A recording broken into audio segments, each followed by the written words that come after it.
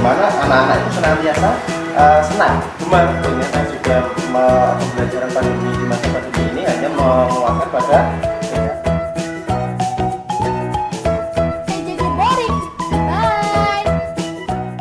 Assalamualaikum warahmatullahi wabarakatuh. Hai teman-teman, berjumpa lagi dengan saya Ustadzah Nila yang akan menemani di Q&A podcast Gemes Abu Bakar Ashidik kali ini. Hari ini kita akan berbincang-bincang dengan tema PJJ Boring. Bye. Untuk bintang tamunya sendiri, kita kedatangan Ustadz terbeken di Abu Bakar Ashidik, yaitu Ustadz Heri. Kemudian bintang ciliknya ada teman kita Ananda Fira dari 4B. Bersama saya Ustadzah Nila, yuk kita panggil bintang tamunya. Selamat datang Mbak Fira. Selamat datang Ustadz Heri. Assalamualaikum warahmatullahi. Waalaikumsalam warahmatullahi. Pada tahun ajaran baru ini, sudah hampir 1 semester kita jalankan melalui belajar dari rumah. Maka dari itu, Ustadz ingin tanya dong sama Mbak Fira, perasaan Mbak Fira gimana ya selama ini belajar dari rumah? Sedih sih, biasanya kan kalau kita ke sekolah dari sama teman, baca amal surat bersama, sholat berjamaah, bisa makan setiap bersama, bisa makan siang bersama. Terus kalau ada pertanyaan yang susah, kita bisa langsung tanya sama ustadzah. Jadi Mbak Fira kangen ya kebersamaan di sekolah ya? Kangen banget tuh. Sedih kalau gitu, ingin segera masuk dan aktif seperti dahulu kala. Coba dong Ustadzah ceritain satu pengalaman menarik dari Mbak Fira yang paling berkesan saat pembelajaran lewat Zoom. Pengalaman yang paling berkesan saat Zoom, bisa sambil ngecek-ngecek, bisa sambil sapa-sapa teman, dan seneng banget deh pokoknya. Terus Ustadzahnya cuma nyampein materi aja atau gimana? Kadang diajak main game, kadang sambil disampaikan materi. Suka? Kita Berarti nggak garing kan walaupun pembelajarannya online? Enggak. Masih sedih? sedih. Oh masih sedih. Soalnya enakan itu ya, diajar langsung sama ustadz-ustadzah ya? Iya. Oke. Setelah berbincang-bincang dengan Mbak Fira yang gemes, gantian nih kita akan Q&A dengan ustadz beken kita.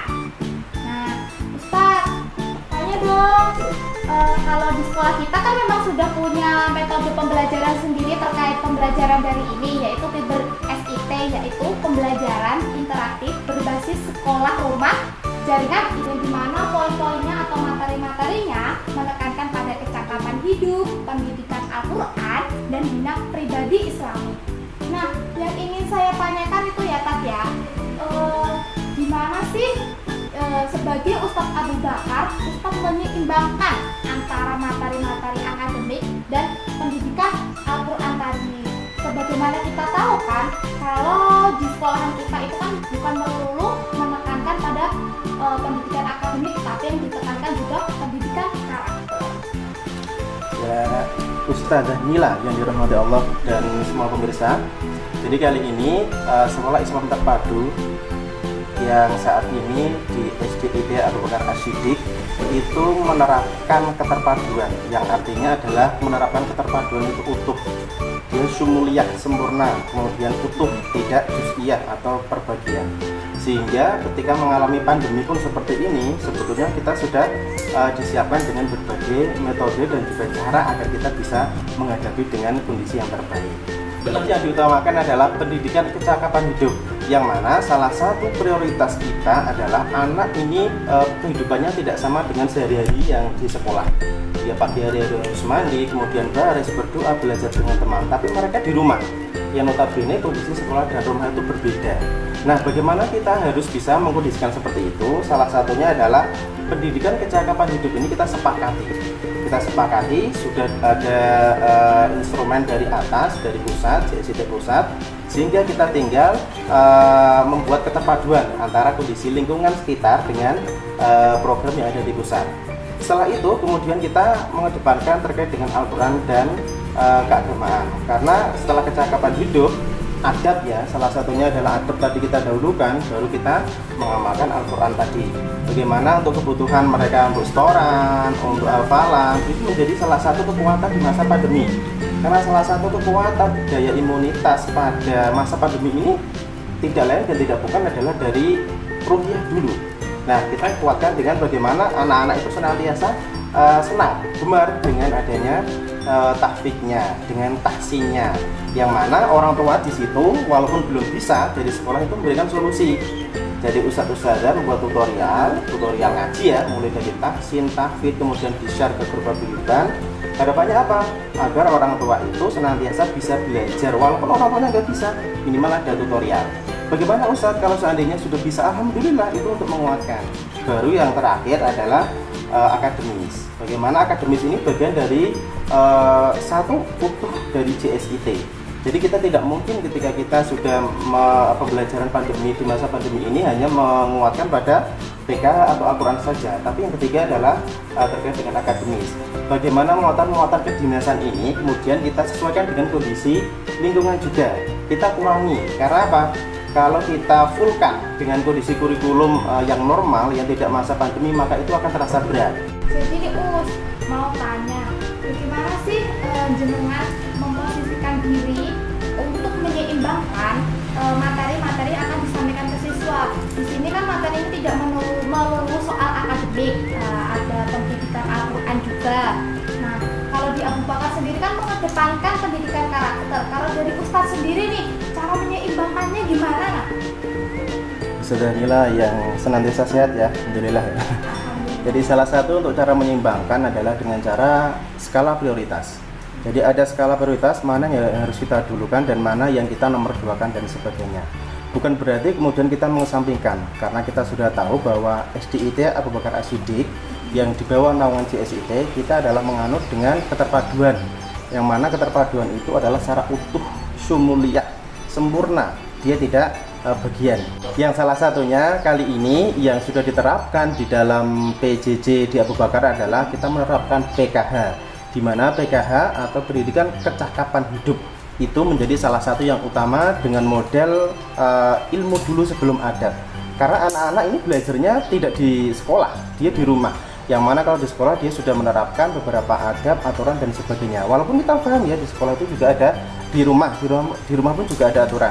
Hanya saja ketika wabah corona ini tiba-tiba datang, maka kita mau tidak mau harus membuat sikap tersendiri, yang mana kita analisis dengan berbagai kebutuhan antara wali murid, guru, anak, sehingga kita satukan, kita padukan, sehingga PKH ini bisa jalan. Kemudian selanjutnya adalah pendidikan Al-Quran yang dia tidak kita nomor duakan. Karena apa? Salah satu daya imunitas kita di masa pandemi itu adalah ruhiyah. Nah, hati kita harus bersih, kita harus semangat, motivasi untuk menjaga kebersihan, dan kita senantiasa dekat kepada Allah Subhanahu wa Ta'ala ya.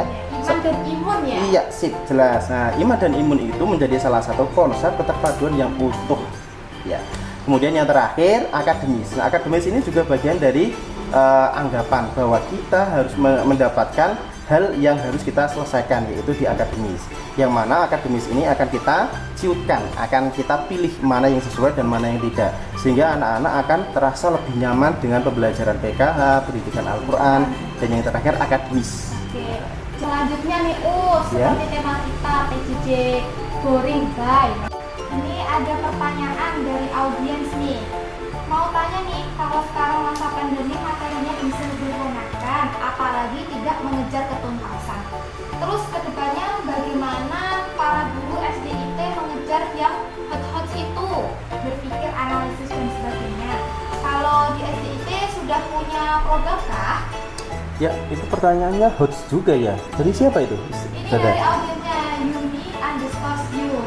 Ya, semangat untuk orang tua yang mewakili ya. Hot sekali pertanyaannya. Ya, alhamdulillah sudah Yuni. Jadi sekolah Islam terpadu yang utuh tadi yang sudah saya sampaikan di awal, ini kita kuatkan dengan HOTS. HOTS itu lawannya dari LOTS ya. Jadi Higher Order Thinking Skill. Kalau yang LOTS adalah lower atau rendah. Dimana HOTS ini adalah sebetulnya kita sudah sering adakan. Dan tanpa kita mengenal pandemi pun sebetulnya ustadz-ustadzah sudah menerapkan. Salah satu contoh yang sering kita lakukan adalah ciri-ciri dulu. Ciri-ciri HOTS itu kan bisa dia levelnya tinggi, kemudian kritis, kemudian analis, dan juga berhubungan dengan kehidupan sehari-hari. Nah, salah satunya di masa pandemi ini yang kita bisa ambil hikmahnya adalah anak-anak diminta salah satu pembelajaran PA itu infak, bahwa berinfak itu tidak menunggu kita kaya dulu, kita punya dulu, apalagi di masa pandemi ini semuanya lapisan masyarakat terkena. Tetapi dalam Al-Quran, Quran surah Saba ayat 39, di situ Allah menyampaikan bahwa Allah yang akan menggantikan rizki dengan sebaik-baik rizki. Nah, dengan cara itu kita menguatkan iman. Jadi tidak serta otomatis kalkulasi saja, Us. Kalau kita belajar matematika, misalkan kita kan nggak bisa kemudian berinfak itu menunggu kita kaya dulu, ya kan? Nah, dengan ini kita hot sekali. Nah, salah satu program yang sudah kita telurkan sebetulnya adalah kita mengajak bahwa anak-anak di masa pandemi ini juga mengikuti perlombaan juga, walaupun itu virtual. Iya. Lomba apa, Us? Salah satunya anak saya kemarin saya ikutkan untuk KMT. Jadi kompetisi, ya kompetisi matematika terbuka. Yang awalnya itu kalau pembelajaran di keseharian HOTS-nya cuma 1-2. Tapi kalau ikut lomba ini hampir semua soalnya HOTS. Sehingga sebelumnya itu kita ada latihan. Dan program ketika kita membuat acara untuk ikut, mau tidak mau orang tua kan kerjasama ya. Kita harus melatih, kita harus ngajari dengan berjibakunya anak-anak di usia SD misalkan. Biar juga nggak kaget, karena dalam kehidupan sehari-hari kan memang kritikal analitik kayak gitu, analisis kita kan memang dibutuhkan. Nah, salah satu programnya tadi ya, jadi dikuatkan bagaimana anak-anak itu tetap berprestasi di masa pandemi. Subhanallah. Oke, lanjut pertanyaan selanjutnya nih. Ya. Kalau guru kan memang harus kreatif ya, Us ya. Apalagi di masa pandemi ini, kita kan ngajarnya kan jarak jauh. Bagaimana sih menghidupkan suasana interaktif dengan jarak yang tak memisahkan kita? Ditambah lagi, iya, ditambah lagi apa ya, anak itu kan gampang bosan gitu loh. Usia SD terutama Mbak ya. Jadi mau menyampaikan mengemas materi dengan kreatif itu juga susah-susah gampang. Kalau tips dan trik dari Ustaz sendiri gimana nih? Biar pembelajaran gak membosankan. Iya, boring bay ya. Iya, Jadi boring, bye. Bye. Teringat Ustaz ya, jadi kemarin itu kita ada sidak. Tapi sidak di masa pandemi ini kan juga mereka di rumah. Tidak mungkin dong kita datang ke masing-masing rumah karena itu nanti bisa melanggar toh Satgas Covid. Sehingga kemarin kita menggunakan salah satu pembelajarannya dengan cara mengedepankan semua pembelajaran di Abu Bakar itu hampir dipastikan ada ice breakingnya. Ice breaking itu tidak hanya di depan ya, bisa jadi di tengah, di akhir, atau bahkan mungkin di kolaborasi. Nah, salah satu ice breaking yang kita hadiahkan untuk anak-anak itu juga kita melalui pelatihan. Jadi kemarin dari Ustadz dari guru-guru itu sudah di training sedemikian rupa dari Jakarta via virtual, bagaimana pembelajaran itu tetap akan boring bay tadi ya, tetap senang dan lain sebagainya. Nah, iya, pembekalannya pun juga tidak hanya sekali 2 kali, tapi bahkan beberapa tahapan. Dan yang agak unik lagi, saya tekankan bahwa ketika kita belajar dengan ada ice breaking, tapi sekaligus kita juga bisa sidak rambut. Karena selama ini Ustaz, ketika anak-anak itu belajar di rumah, itu kesulitan orang tua untuk ngecek beberapa kondisi fisik, misalkan potong kuku, potong rambut. Ini untuk anak-anak tertentu loh ya. Nah, iya. Nah, padahal kita kan pembelajaran kita kan utuh tadi ya, syumuliyah ya. Nah, salah satunya gamenya tadi kita ambil, misal ada game tebak gambar. Banyak tuh di HP sekarang tebak gambar itu, kemudian kita sediakan dalam porsi atau dalam pembelajarannya itu dengan PowerPoint, sehingga beberapa tebak gambar yang lucu-lucu sekali dan dia sampai dalam tanda kutip ternyata saya nggak bisa, padahal hanya gitu doang, berpikir praktis misalkan, berpikir untuk sederhana dan sebagainya. Sehingga dari berbagai game itu saya akhiri dengan game sisir. Kemudian ada yang bingung, game sisirnya bagaimana Ustadz? Silakan sisirnya diambil, kemudian tunjukkan di depan kamera. Semuanya.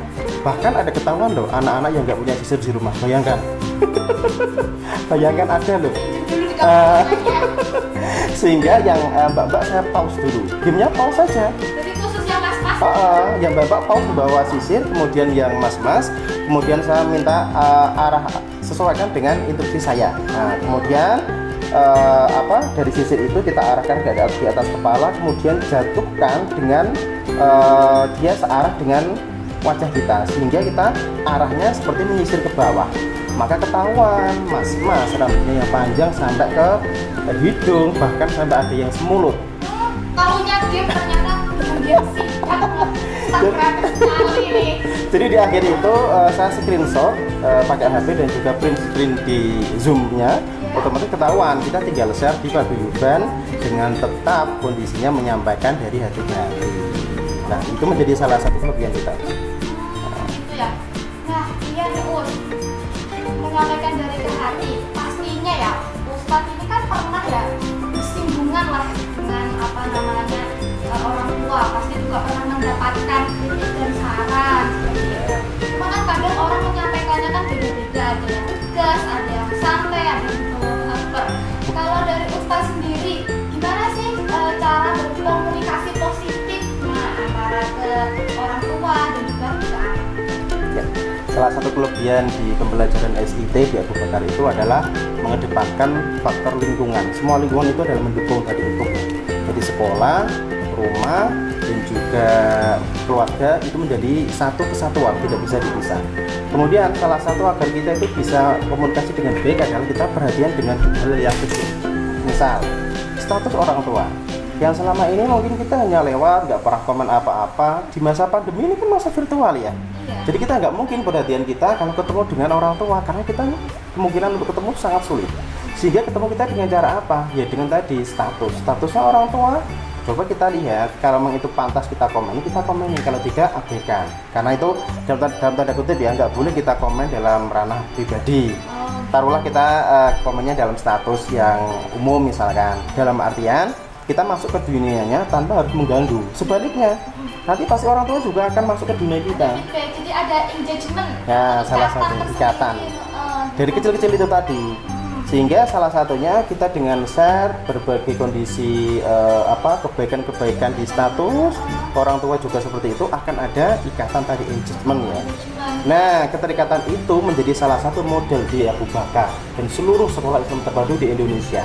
Jadi salah satu komunikasinya yang digunakan adalah keakraban dengan rasa peduli, perhatian kecil-kecil. Jadi sempat ada kejadian itu, beberapa kali kita podcast terkait dengan sekolah itu tidak harus kita minta orang tua. Cukup kita link, kita share saja ke status kita. Mereka pada minta, Ustadz saya minta share link, saya minta ini.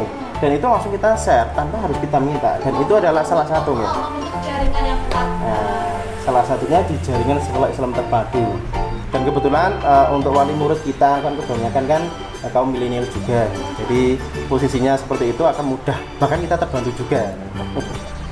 Begitu Ustaz. Ya, terima kasih Ustaz. Sama-sama. Selanjutnya, sebelum penutup, mau dong dengar pesan-pesan dari para bintang tamu ini. Langsung saja, yuk kita tanyakan kesan dan kesan Mbak Fira nih untuk teman-teman semua dan untuk audiens. Kalau dari Mbak Fira sendiri, ada nggak kira-kira kesan dan pesan yang ingin disampaikan ke teman-teman audiens? Kesan-pesan yang ingin disampaikan, seru sih belajar di rumah, bisa menghabiskan banyak waktu bersama keluarga. Kalau misalnya ada soal-soal yang susah, bisa dikerjakan bareng ayah, bunda, kakak, dan adik. Dan pesan yang ingin disampaikan, terus semangat belajar darinya ya, dan semoga Allah cepat mengangkat corona dari bumi ini. Bagus sekali. Wah, terima kasih ya pada bintang tamunya yang sangat gemes dan keren ini. Sama-sama. Baik, sebelum kita akhiri podcast hari ini, biar gak cuma awalnya aja yang semangat, akhirnya juga tetap semangat. Yuk kita sampaikan ke teman-teman audiens jargon semangat ala Abu Bakar. Siap. Oke. Apa kabar hari ini? Alhamdulillah, my body healthy, positive thinking, keep our spirit, Allahu Akbar, yes! Baik, terima kasih semuanya. Semua Assalamualaikum warahmatullahi wabarakatuh.